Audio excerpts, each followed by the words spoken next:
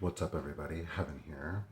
Um, I I just performed at a wedding this past weekend, and it was something of a rebirth for me in a lot of different ways. Yeah, and I don't know. There's just a few things that I want to share. One being, I feel like that there's this new class, and by class I mean like graduating class of people of like movers and shakers that have just risen to the top. Everyone's being put into their place now. I feel this like energetically, and this is across the world. I the, I've been going through this sort of internal process, and in this process, I've been meeting people occasionally, or I already know some of them in other places who are going through a similar thing. Every time I talk to them, it's like the same kind of conversation. Anyway, and I say all this to say, if you're one of those people, don't worry, you're in great company and go for it. Whatever it is that you're being called to do, I feel like the time is now. You really should go for it. The thing about this wedding that was useful is or that was interesting, is that I'm really used to doing things alone. In the sense of, I produce everything myself. I make the mixes. Usually I perform with a video screen and I do all the editing for the video. I do all the choreography. I pick out the costume. I do my own makeup, etc., etc., etc., whatever. And this time I did all the same preparation, but when I got to the wedding, I had two friends with me. And I've had friends before at performances or, people around. Usually they're focused on their own things because they're usually performing as well, but these friends were not performing. And I felt so supported. I felt so seen and supported by these friends, and I really appreciate it. And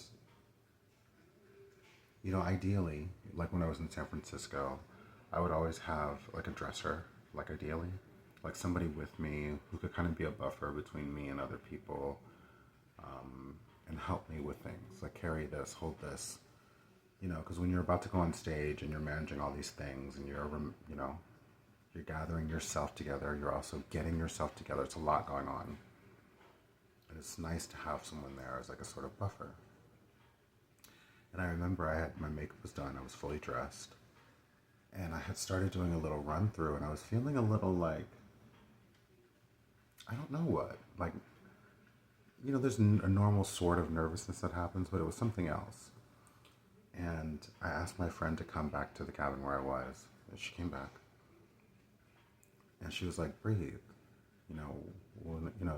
What's going on? And I was like, I'm just going to play the music. And I didn't even really need her to do anything. It was just her presence. And I just started running through it while she was there. And it just made me feel better. And I think it's important to remember that just the presence of other people, sometimes the right people, can make a world of a difference. And I'm even remembering, when I worked for Greater Philadelphia Cultural Alliance, I had an intern. And a lot of times I would put it on the intern schedule that they were going to come into my office. And they loved when this was on their schedule because I didn't actually need them to do anything. I just wanted them to come into my office and I would tell them everything I was going to do. I would just talk out loud. I'd be like, so I'm going to do this because this. And he would sit there with snacks and be like, And usually, and at the end, I would ask him to do something, but it wasn't really about that. It was just like I needed the support of someone being there, listening, absorbing with me. And these friends were very much that. And the performance itself was great. I don't know how many people were there. 200, maybe 100, 200, something like that. Everyone loved the performance. It was my first performance in a year. My last performance was Easter of 2024. So, and when I got back out there, it was like nothing had ever happened. Actually, I felt better. I mean, it's not like I haven't been training, because I have been training. I've been working out, I've been doing all sorts of things. So, my endurance is better. My muscle because it's more than just endurance. It's like certain muscles that you're using in your legs and your glutes. All these things really support dipping low, turns, all these different things that you do. And I remember when it finished, I was like, oh my gosh, I feel better than I did when I used to do this all the time. So that was a really big plus. Um, and I felt really seen. These two friends who were with me had never seen me perform before. And I remember when we walked away from the stage, because after I performed, I did a 30-minute set with no breaks and no stopping. It was pretty much go, go, go, And I don't like to pull people away from fun, but I was like, I'm going to walk away from this party for a moment to gather myself. I was sweating. People were, coming into my face to be like, you're great, which I love and appreciate. But also like, I'm trying to catch my breath. I'm like, and they were like, oh, we'll walk with you, which I also appreciate. Because you don't have to, you can stay at the party, but it would be nice. And they were really building me up in a way that I never, no, let me word it this way. They built me up in a way that I really appreciated. I mean, the day before I had played them my music on Spotify, and I remember they were like, what? This is you? This is your voice? That's you singing? And they were like, you produced this? And I was like, do you want to hear another one? They were like, yeah, do you want to hear another one? Yeah. And they're like, oh my gosh, your music is so good. Actually, one of them said, this touched my heart because I love these artists so much. They were like, your music is like a combination of James Blake and Kaytranada. And I was like, for me, that's like, the only thing that would possibly make it better is if someone said I sounded like Miguel, which I don't necessarily sound like Miguel, but I love Miguel so much. That's the only way it could be better. I was just so honored and I felt so seen. You know what I mean? I felt so seen. And I remember one of them said, you're so modest because if I had music this good, I would be telling everybody, I would be bragging about it all the time. And then they saw me perform, which they hadn't seen before, and they were like, and it was just so, I think especially after the season that I just wrapped up, it was just so comforting, more beyond comforting. It was empowering to be around people who see me and really see my value. They were like, listen, you're famous. They were like, you are famous. Like, that was insane. Like, you should be getting paid thousands upon thousands of dollars to do this. And I agree. But it was just so nice being around people who also see that and who weren't just kind of like brushing past my greatness.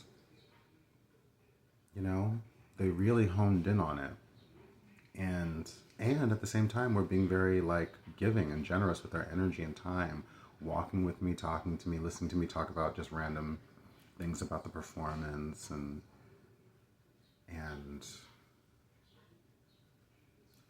details of everything that I wasn't fond of. And it felt good. It also felt good to have people around who have an eye for similar things as me. So they're seeing things that are going on. And it makes you feel not crazy. You're like, this or that. And they're like, I noticed that. And you're like, okay, it's not just me who's noticing these things. And I say all this to say, like, I think a lot of us who are on a specific kind of path, there's a portion of it that is solitude. And being around people who are not supportive. And when you get back to, and I think that's for the lessons, that's so you can learn to stand in your own power, so that you can learn to think for yourself, and you can see your strength, and also for compassion. So when you're encountering other people in the future, you know what they're going through when they're saying it. But I believe that season is temporary. And when you come out of that, it is so heartwarming to be embraced again by love, by people with no motives, by people who aren't jealous of you. I'll also notice it's so interesting. I feel like there's a lot of what's that word, preconceptions about Everyone, really. But the ones I'm referring to are like the ones I guess about like queer quote unquote men. And I really noticed that most of the support that's come to me in life, like emotional, have been in like even financial, just help has been from queer women, not from queer men. I'm not saying all queer men are trash. I'm saying that's just what's happened. That's where the love tends to come from. And it's so interesting. And this wedding was a queer wedding. And there were queer men there. None of them ever spoke to me, really. It was only the women who came up and said things like, "You're incredible," or, "You're this or you're that," or, and even just the way my two friends that were with me, who were also queer, were very supportive in a way that, like, none of the guys in my life ever have been. And I'm not saying it's impossible, because I exist, so I know that there's other people like me out there. I know that exists. But anyway, it was just a thing that I noted. I really noted that. And yeah, and I really feel like I wouldn't even say that I'm back because I'm not the same person. I would just say the time is now. Like, it's happening again. And I feel more prepared for it than I ever have.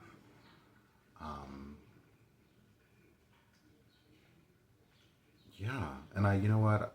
I'm worth it. I'm worth thousands upon thousands of dollars for performance. The effect that I bring is worth it. When I performed at that wedding,